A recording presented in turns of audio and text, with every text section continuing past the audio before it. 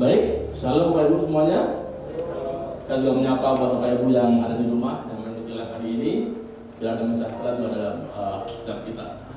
Bapak Ibu, pagi ini adalah ibadah kita yang minggu ketiga di bulan Januari ini, di tahun yang baru ini. Jadi kami juga mengucapkan selamat tahun baru buat kita semuanya. Biar kasih karunia Allah menyertai setiap kita dimanapun kita berada. Baik, sesuai dengan tema tahunan kita, yaitu ada di belakang saya, fokus 2021, yaitu untuk Pelita Community adalah membangun gaya hidup tubuh Kristus. Ayatnya dalam Kisah Para Rasul 2 dan 42, mereka bertekun dalam pengajaran rasul-rasul dan dalam persekutuan, dan mereka selalu berkumpul untuk memecahkan roti dan berdoa. Jadi poinnya adalah setiap kita, Bapak Ibu, setiap jemaat Tuhan di tempat ini, ialah setiap kita mempunyai karakter untuk saling membangun. Membangun apa? Membangun gaya hidup berjemaat. Gaya hidup yang harus kita tularkan satu persatu di antara kita. Nah, sesuai dengan tema bulan ini, Januari, yaitu bertekun dalam firman, ya, maka saya mengambil tema untuk sharing hari ini, untuk belajar hari ini, yaitu dalam bertekun dalam firman. Bisa tak tolong slide saya? Kita akan belajar dari kitab Mazmur, Ibu. Waktu itu saya berdoa, Tuhan, apa nih pencerahan apa yang harus kami jemaat Tuhan di tempat ini untuk bersama-sama kerjakan untuk setiap kami boleh bertumbuh, membangun satu sama lain, membangun gaya hidup satu sama lain. Dan Tuhan ingatkan di ayat ini, dan kita akan belajar dari 3 ayat ini hari ini. Lewat ini kita akan belajar, akan mengerti untuk bertekun apa yang harus kita kerjakan dan apa hasil dari ketekunan kita. Kita akan buka dalam Mazmur 1 ayat 1 sampai yang ketiga. Ya, tema saya adalah bertekun dalam firman sesuai dengan tema bulan ini. Saya akan bacakan buat Bapak Ibu semuanya. Berbahagialah orang yang tidak berjalan menurut nasihat orang fasik, yang tidak berdiri di jalan orang berdosa, dan yang tidak duduk dalam kumpulan pencemooh. Tetapi yang kesukaannya ialah Taurat Tuhan, dan yang merenungkan Taurat itu siang dan malam. Ia seperti pohon yang ditanam di tepi aliran air, yang menghasilkan buahnya pada musimnya, dan yang tidak layu daunnya, apa saja yang diperbuatnya berhasil. Jadi pagi ini kita akan sama-sama belajar dari 3 ayat ini. Kita akan belajar dari gaya hidup seorang Daud.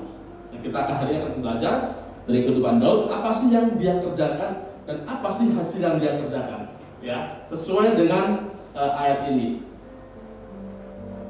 Bertekun dalam KBBI, Kamus Besar Bahasa Indonesia, saya searching, saya mendapatkan ini, berkeras hati dan sungguh-sungguh. Yang kedua, tetap berpegang teguh. Jadi berpegang teguh, ya, dan berkeras hati, sungguh-sungguh mengerjakannya. Itulah namanya bertekun. Nah, poinnya adalah, Ibu, hari ini kita akan belajar 3 poin ini. Yang pertama, ketika saya baca, ketika saya renungkan, hal yang pertama yang harus kita kerjakan adalah perhatikan sekitarmu. Itu terhadap dalam ayat yang pertama.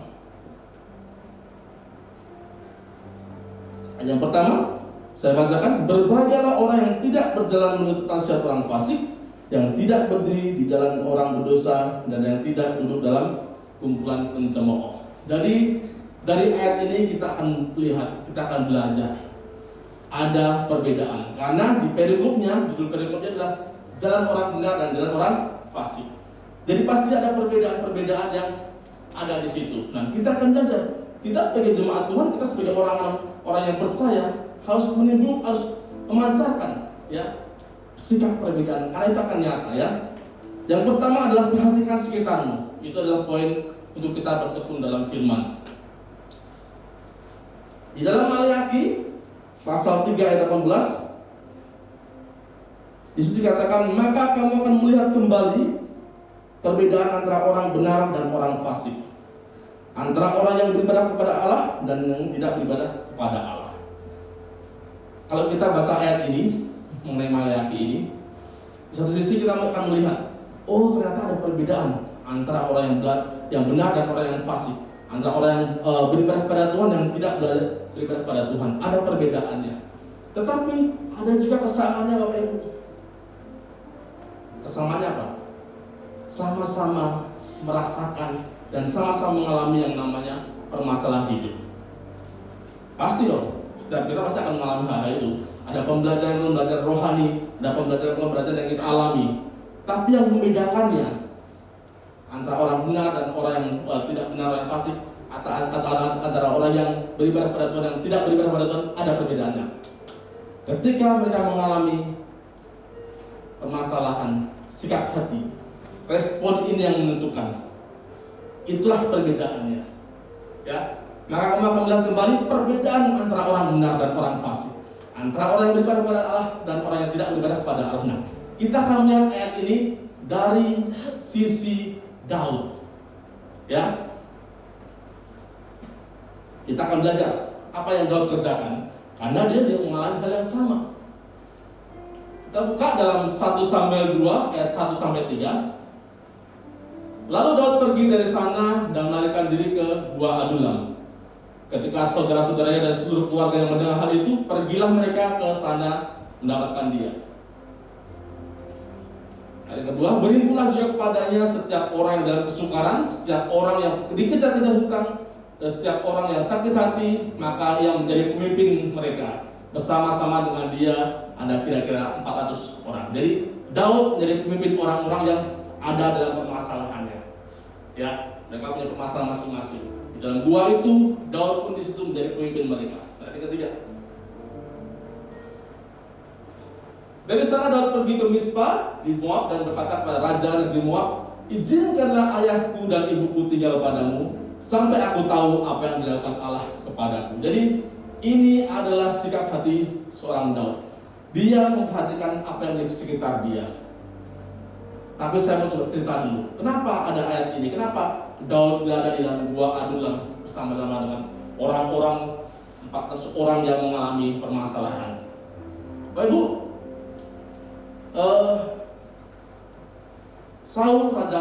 Raja Israel pada waktu itu sudah tidak mendapatkan lagi perkenan Tuhan. Istilahnya gelar dia, raja dia itu sudah dicabut oleh Tuhan. Dan Tuhan ingin menggantikan Raja Israel. Maka Tuhan mengutus seorang nabi, Samuel, untuk menyampaikan, aku sudah tidak berkenan. Saul sudah tidak berkenan di hadapanku. Aku mau engkau mengurapi salah seorang. Pergilah kamu, Bethlehem, carilah seorang anak, di situ saya akan mengurapinya. Jadi pada waktu itu Samuel datang ke rumah Isai. Dan dikatakan di ayat itu di 1 Samuel bahwa supaya anaknya ditunjukkan, supaya Tuhan mengurapinya. Jadi lihat satu-satu. Ketika lihat anak yang pertama langsung Eliab, Samuel melihat perawakannya tinggi, gagah, ganteng, cocok ini dari raja. Ketika dalam hatinya dia merasakan ini cocok, tapi apa kata Tuhan? Tidak. Manusia melihat apa yang dipandang mata, tetapi Tuhan melihat hati. Nah, ini poinnya adalah Tuhan tuh melihat hati, bukan cuma pandangan mata aja, bukan apa yang dilihat orang. Jadi yang pertama yang kita mau pelajari adalah sikap hati kita bagaimana. Apa yang di dalam inilah, realita apa yang di dalam hidup kita itu lebih penting daripada apa yang di luar kita. Jadi ketika kita isi hidup kita dengan firman, otomatis yang keluar itu adalah firman. Jadi apa yang ada dalam hati kita itu yang Tuhan lihat. Ya. Jadi ketika satu persatu anaknya diperhadapkan, anak Isai, tidak ada satupun yang cocok dalam hati Samuel. Jadi Samuel ngomong sama Isai, apakah sudah habis anakmu? Oh enggak, ternyata masih ada satu, mengembalakan kambing domba. Ajaklah ke sini. Dan dia yang menjadi yang diurapi Tuhan jadi raja. Tetapi sebenarnya Daud mempunyai potensi untuk sakit hati. Kenapa? Dia disepelekan orang tuanya. Dia disampingkan oleh orang tuanya. Anak-anaknya diperhadapkan itu dia diurapi, tapi dia si Daud disuruh menggalakan kambing domba. Jadi sebenarnya Daud ada potensi untuk sakit hati bersama 400 orang tadi. Sama-sama mengalami permasalahan sakit hati. Nah, setelah diurapi tidak sampai saat itu dia masih tidak langsung jadi raja, enggak. Ada proses-prosesnya. Kali yang kedua, proses kehidupan yang kedua adalah ketika bangsa Israel dihadapkan dengan bangsa Filistin. Kita tahu ceritanya, kita tahu kisahnya. Mereka melawan Goliat. Tidak satu pun bangsa Israel yang berani untuk melawan Goliat. Bahkan 3 orang abang-abangnya, abang-abang Daud, tidak mampu, takut. Tapi ketika seorang ayahnya, ini kamu hantar makanan ini ke abang-abangmu, dia lagi berperang. Ketika Daud melihat bangsa Israel lagi disesah, lagi dibuli oleh orang namanya Goliat, panas hati dia, panas hati Daud. Akhirnya dia mampu, dia mau melawan Goliat dan dia mendapatkan kemenangan. Poin yang kedua, potensi sakit hati yang kedua adalah di sini. Dia juga disepelekan, dia cuma disuruh anak kecil, tidak bakalan bisa. Ada potensi untuk dia kecewa, sakit hati. Tidak, melalui hidupnya bangsa Israel memperoleh kemenangan. Nah, terus apa poinnya? Kenapa dia bisa di Gua Adulam? Ternyata dia diintimidasi dan dia akan dibunuh oleh Saul karena Saul merasa dia disaingi. Banyak cara yang Saul kerjakan untuk membunuh Daud. Dikejar kemana-mana oleh prajurit-prajurit Saul. Akhirnya sampailah di Gua Adulam ini. Nah, poinnya adalah ketika Daud berada di tengah-tengah orang-orang yang sakit hati, meskipun dia juga ada potensi sakit hati, tapi dia mengambil bagian. Melalui hidupnya dia menjadi berkat buat orang-orang di sekitarnya. Saya tidak tahu Ibu apa yang saat ini Ibu alami, tapi ketika hidup kita, apa yang di dalam hati kita itu baik, itu ada firman, pasti yang keluar juga akan firman. Akan ada kekuatan untuk menguatkan orang lain. Jadi poinnya adalah yuk bangun hidup kita, bertekun dalam firman, sehingga ketika dari berhadapan dengan orang-orang di sekitar kita, kita akan jadi berkat. Perhatikan sekitar kita. Ini yang ketiga nih. Dari sana Daud pergi ke Mispa di Moab dan berkata kepada raja negeri Moab, izinkanlah ayahku dan ibuku. Jadi ketika dia berhadapan dengan masalah pun, dia masih ingat yang namanya orang tua. Yuk, kita masih anak-anak muda, kita masih punya orang tua, perhatikan orang tua kita. Telepon, ajak makan, doakan. Bapak Ibu, kami saksikan sedikit. Puji Tuhan, kami dipercayakan untuk boleh melayani orang tua kami. Mertua saya di rumah. Untuk kemarin kami awal bulan yang lalu kami jemput dari Medan untuk berobat ke Jambi. Banyak proses yang kami alami. Ada suka, ada jengkel, ada perasaan ingin marah. Karena apa yang kami perjuangkan nampaknya sia-sia. Beliau juga berjuang untuk mau sembuh. Tapi ada hari-hari di mana beliau sudah tidak mampu lagi. Terakhir kemarin, sudah 2 hari, kami pun juga merasa, Tuhan gimana nih? Dia bilang, pulangkanlah aku kampung, aku ingin mati di rumah aku. Kami bingung, kami harus seperti apa. Dan kami runding 3 keluarga mengupayakan dia seperti apa. Karena dia sudah hopeless, dia pun juga sudah merasa sudah tidak kuat lagi, mampu lagi untuk menahan sakitnya. Bahkan kemarin kami antar ke TKT Opnam karena memang parunya sudah kotor, jadi memang ada penyakit lama yang kambuh gitu. Jadi kemarin sudah di Opnam, dan ini adalah kesempatan kami berdua dengan adik-adik kami untuk mengabdi, untuk melayani orang tua kami. Saya percaya apa yang kami tabur, apa yang kami perjuangkan Dia melihat dan Tuhan juga tahu apa yang kami rindukan. Bapak Ibu, perhatikan sekelilingmu. Perhatikan adik-adikmu, perhatikan orang-orang di sekitarmu. Seperti Daud memperhatikan orang-orang di sekitar dia. Ada 400 orang yang mau mati buat dia. Karena dia akan menjadi, bahkan dia sudah menjadi panglima-panglima Daud. Menjadi jenderal-jenderalnya Daud maju berperang untuk Daud. Jadi poin yang pertama, kita bertekun, ayo perhatikan sekitarmu. Sehingga hidup kita, orang-orang di sekitar kita merasakan ada Kristus dalam hidup kita. Itu poin yang pertama. Poin yang kedua untuk bertekun dalam firman, yaitu sukai firman.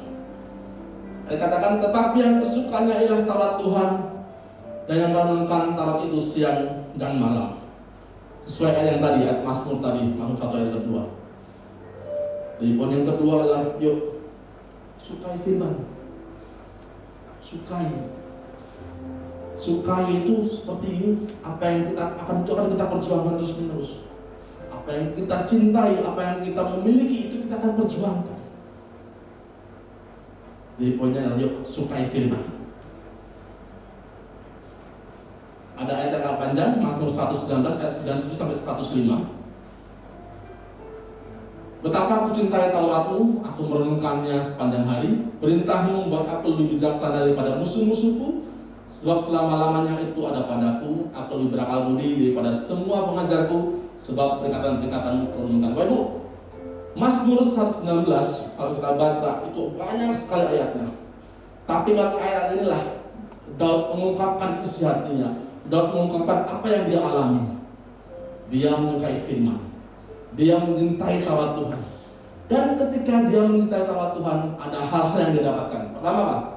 Ayat 9, perintah-Mu membuat aku lebih bijaksana. Ketika kita merenungkan firman Tuhan, ada kebijaksanaan yang akan Tuhan berikan buat setiap kita.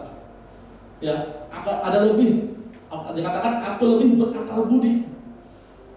Lebih bijaksana, lebih berakal budi. Ada lagi. Ayat berikutnya, Daud mengalami namanya aku mengerti daripada orang-orang tua. Ada hikmat Tuhan di situ. Ketika kita merenungkan Taurat Tuhan. Terhadap segala jalan kejahatan aku menahan kakiku supaya aku berpegang pada firman-Mu. Jadi ketika kita salah, kita menyimpang, ada janji Tuhan yang akan membuat kita, oh ini salah jalan, kamu bukan jalan ke sini. Ya, aku tidak menyimpang dari hukum-hukum-Mu, sebab Engkau yang mengajar aku. Betapa manisnya janji-Mu itu bagi langit itu, lebih daripada madu bagi mulutku. Aku boleh pengertian dari cita-citamu, dan itulah sebabnya aku membenci segala jalan dusta. Terakhir, firman-Mu itu pelita bagi kakiku dan terang bagi jalanku. Ketika kita merenungkan firman, ada beberapa hal yang akan kita alami. Kita akan lebih lagi bijaksana. Kita akan mengerti jalan Tuhan itu bagaimana. Ada pelita bagi setiap kita, terang bagi jalan kita. Itu adalah poinnya. Nah, kemudian bagaimana caranya untuk kita boleh mengerti, untuk menyukai firman itu bagaimana caranya? Saya mencatat Ibu ada 3 hal. Bagaimana caranya? Yang pertama adalah kita harus punya yang namanya komitmen. Ya. Ada 4 hal. Harus ada tanggung jawab, penyerahan, kewajiban, dan kesetiaan. Komitmen berbicara adalah tanggung jawab. Ketika kita sudah berkomitmen, kita akan pasti akan bertanggung jawab mengerjakan setiap komitmen yang akan kita kerjakan. Harus ada prinsip itu. Yang kedua ada penyerahan. Apa nih penyerahan? Terkadang itu ketika kita saat teduh, pagi hari, wah sudah pagi lagi masih ngantuk selama ini. Penyerahan hak untuk kita boleh supaya kita dibangunkan untuk menyukai firman tadi. Ada penyerahan. Ada kewajiban yang kita kerjakan. Ya, terus setia untuk mengerjakannya, setia terus, itu yang namanya komitmen. Yang kedua, harus konsisten, tetap tidak berubah-ubah, selaras dan sesuai. Ini berbicara adalah mengenai fase waktunya. Kalau misalnya Ibu ketika Ibu merenungkan firman, ketika Ibu saat teduh, usahakan konsisten waktunya. Kalau pagi, bisa pagi ya pagi, kalau malam ya malam. Tapi usahakan itu konsisten untuk kita kerjakan. Saya di pagi hari, istri di malam hari. Bapak Ibu boleh pilih yang mana. Yang penting apa? Kita punya komitmen, kita punya waktu untuk konsisten mengerjakannya, sehingga kita bertumbuh. Ya, yang ketiga, ya, harus terus menerus kita kerjakan. Ya, tak ada henti-hentinya, harus berkelanjutan dan berkesinambungan. Supaya apa? Ketika kita mengerjakannya ini ada gairah untuk mengerjakannya, untuk melakukannya. Ya, 3 hal untuk kita menyukai firman: komitmen, konsisten, dan berkelanjutan. Ya, seperti itu, Ibu. Nah, terakhir, ketika kita sudah melakukan 2 hal ini, ketika kita sudah melakukan bagian kita, memperhatikan sekitar kita, ya, menyukai firman, apa hasil, apa yang akan kita dapatkan sesuai dengan Mazmur 1 ayat yang ketiga? Kita akan mengalami yang namanya pertumbuhan rohani. Ia seperti pohon yang ditanam di tepi aliran air, yang menghasilkan buahnya pada musimnya, dan yang tidak layu bagi daunnya, apa saja yang diperbuatnya berhasil. Ada janji Tuhan yang akan kita dapatkan sesuai dengan ayat ini. Ia akan seperti pohon yang ditanam di tepi aliran air, yang menghasilkan buahnya pada musimnya, dan yang tidak layu daunnya, apa saja yang diperbuatnya berhasil. Bagian kita adalah mengerjakan, bagian Tuhan ini adalah kita akan menerimanya. Ayat terakhir, Ibu, ini seperti yang Daud lakukan dan yang Daud alami. Tetapi aku ini seperti pohon zaitun yang menghijau di dalam rumah Allah. Aku percaya akan kasih setia Allah untuk seterusnya dan selama-lamanya. Mazmur 52 ayat yang ke-8. Daud mengatakan, tetapi aku ini seperti pohon zaitun yang menghijau di dalam rumah Allah. Aku percaya akan kasih setia Allah untuk seterusnya dan selama-lamanya. Mazmur 52 ini juga berbicara mengenai orang fasik dan orang benar. Kalau Ibu nanti baca di rumah, boleh dipelajari. Di ayat di atasnya itu adalah hal-hal yang orang-orang fasik kerjakan. Mulut mereka seperti pisau cukur. Apa yang mereka kerjakan tidak sesuai dengan apa yang Tuhan kehendaki. Tetapi Daud yang mengatakan, tetapi aku ini Tuhan, aku ini seperti pohon zaitun. Ya, kalau saya pelajari, Ibu, dan kita dapat pelajari juga, pohon zaitun ada beberapa karakter. Yang pertama, dia berakar ke bawahnya, tuh jauh banget, ke dalam, berakar ke dalam. Jadi ketika kita merenungkan firman, ya, akar rohani kita ini, kita akan terus cari firman dan dalam. Ketika kita dalam, kita akan bertumbuh. Dan kita tahu pohon zaitun itu bertumbuh bahkan bisa sampai ratusan tahun. Dan yang ketiga, pohon zaitun itu menghasilkan, apa yang dihasilkan? Minyak. Minyak berbicara pengurapan, tapi minyak juga berbicara bahan baku untuk menerangi. Seperti perumpamaan gadis bijaksana gadis bodoh. Mereka punya lentera, mereka punya api, tapi mereka tidak punya minyak. Jadi ketika hidup kita seperti pohon zaitun, kita berakar ke bawah, kita berakar pada firman, kita akan bertumbuh karena kita bertekun terus. Ya, kita akan menghasilkan minyak, kita akan menghasilkan sesuatu yang orang-orang butuhkan. Bagian kita, yuk kita kerjakan, kita terus bertekun dalam firman, sehingga apa yang di sekitar kita itu kita akan menjadi dampak buat mereka semuanya. Itulah poinnya. Sehingga pada musim-musim hidupmu sekarang, hidup kita sekarang, Tuhan akan buat berhasil. Kita tahu tahun 2021 nanti seperti apa, kita pun juga nggak tahu. Tapi yang jelas, ketika kita bertekun dalam firman, ada janji Tuhan besar kita. Apa saja yang kita perbuat, Tuhan buat berhasil. Bagian kita, yuk bertekun dalam firman. Di awal tahun ini kita komitmen, ya, kita kerjakan bagian kita. Sehingga pertumbuhan rohani yang kita alami, kita akan merasakan ada kasih karunia Tuhan yang Tuhan tambah-tambahkan buat setiap kita. Saya rindu setiap kita, Ibu, setiap komsel boleh saling berbagi, karena memang inilah momen kita untuk kita boleh kuat dalam firman, sehingga setiap kita pribadi dapat pribadi ada kegagahan untuk boleh bertekun dalam firman. Amin. Waspada Tuhan. Baik, Bapak Ibu, saya harap setiap kita boleh mempraktekkan firman ini sehingga setiap kita pribadi memperoleh kasih karunia Tuhan semakin bertumbuh, bertekun dalam firman, dan kehidupan kita akan menjadi berdampak buat orang lain. Jadi selesai hari ini, kita bersyukur, kita berdoa. Saya undang setiap kita berdiri, kita mengakhiri ibadah kita hari ini. Bapak, terima kasih buat hari ini, buat hari yang indah. Kami ucap syukur Tuhan buat hari ini, buat hari yang baru, buat minggu yang baru di tahun ini Tuhan. Terima kasih buat setiap proses yang ada dalam kehidupan kami Tuhan. Kami percaya Engkau ada di tengah-tengah kami, tidak akan mengalami hal-hal yang di luar kendali kami. Tapi kami percaya Tuhan, ada kasih karunia Allah yang Tuhan tambah-tambahkan buat kehidupan kami Tuhan. Pagi ini kami belajar, untuk kami boleh bertekun dalam firman. Mampukan serta kami Tuhan, untuk kami membangun komitmen, untuk kami boleh konsisten Tuhan, dan kelanjutan dalam kami mengerjakan ini Tuhan.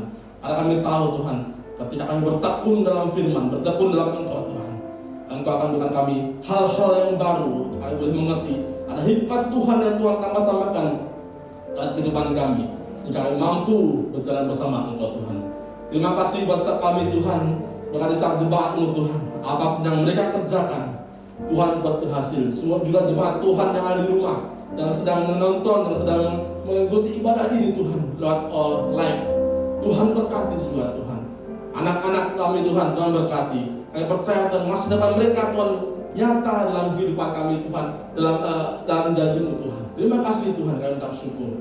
Dan kalau setelah kami akan pulang Tuhan, bila damai sejahtera Allah itu juga melimpah buat setiap kami. Bapak yang terkasih dalam nama Tuhan Yesus, pagi ini ketika Engkau mendengar firman Tuhan dan Engkau melakukannya dengan segenap hatimu, diberkatilah ketika Engkau masuk, diberkatilah ketika Engkau keluar. Tuhan akan mengangkat Engkau naik dan bukan turun. Tuhan akan menaikkan Engkau kepala dan bukan jadi ekor. Segala berkat ini akan Engkau terima. Diberkatilah buah kandunganmu, diberkatilah sekolahmu, diberkatilah setiap usaha pekerjaan tanganmu, karena Tuhan akan buat itu berhasil ketika bertekun dalam firman. Segala berkat ini diturunkan dalam atas nama Bapa dan Putra dan Roh Kudus, dalam kasih karunia Allah untuk menyertai kita. Di dalam berkat nama Tuhan Yesus Kristus. Haleluya. Amin.